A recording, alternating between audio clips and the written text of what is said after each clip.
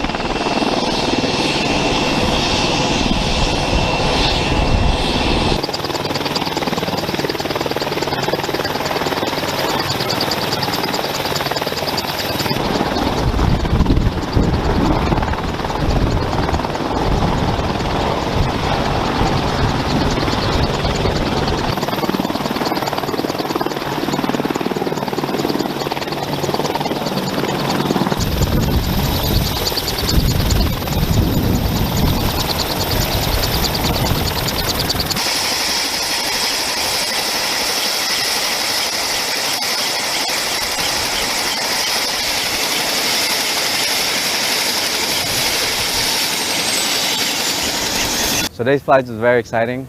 This is the first time I'm doing it. I loved it. Going up in the air, cruising in the air, handling the flight controls. It's not as easy as what people say, or what people think. It is really hard, but it was a really amazing, a great experience I won't forget. The best thing I'm very proud of working in this helicopter is that I have not disappointed a pilot yet in my career, my whole career. Every helicopter I worked with, it flew and it came back, and nothing dangerous has happened.